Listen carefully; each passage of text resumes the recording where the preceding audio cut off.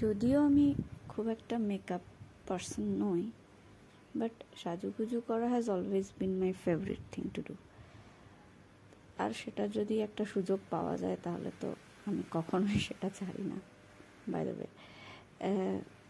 এদিন একটু সাজগোজ করছিলাম আর কি, খুব বেশি না, ড্রেসটার সঙ্গে যেটুকু না পরলে ভালো লাগে না সেটুকু কাজল পরে নিলাম, একটু মোটা করেই কাজলটা পরলাম।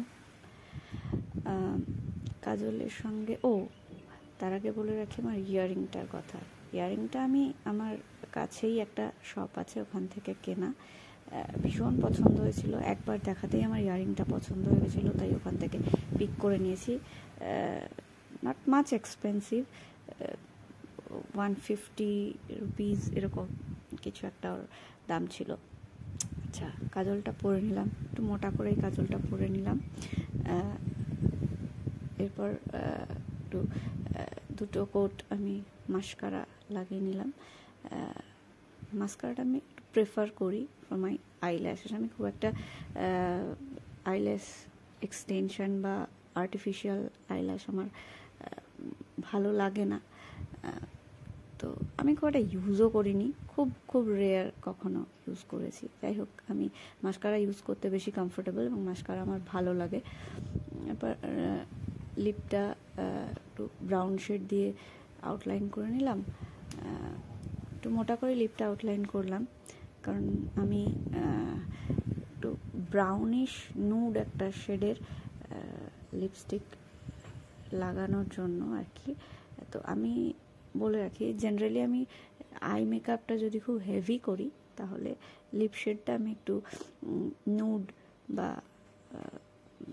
ন্যাচারাল যে কালারগুলো হয় সেগুলোই রাখার চেষ্টা করি। তো এটা জানি না কতটা দেখা যাচ্ছে, মাই গ্ল্যামের একটা লিপস্টিক, লিকুইড লিপস্টিক। তো লিপটা আউটলাইন করে নেওয়ার পর আমি লিপস্টিকটা লাগিয়ে নিলাম। শেডটা আমার ভীষণ ফেভারিট, ভীষণ সুন্দর একটা কালার, যে কোনো কমপ্লেকশনে যে কোনো ড্রেসের সঙ্গে অ্যাকচুয়ালি এটা যায়, without eye makeup, without any enhancing of আইজ, মানে এই লিপ শেডটা ভীষণ ভালো যায় সব কিছুর সঙ্গে। তো আমি এই লিপ কালারটা লাগিয়ে নিলাম।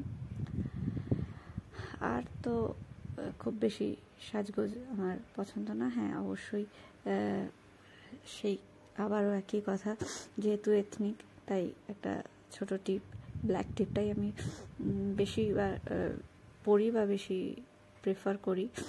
যে কোনো কালারের ড্রেসের সঙ্গে আমার মনে হয় ব্ল্যাকটা যায়। তো ব্ল্যাক একটা বিন্দি লাগিয়ে নিলাম, ব্যাস, থ্যাংক ইউ।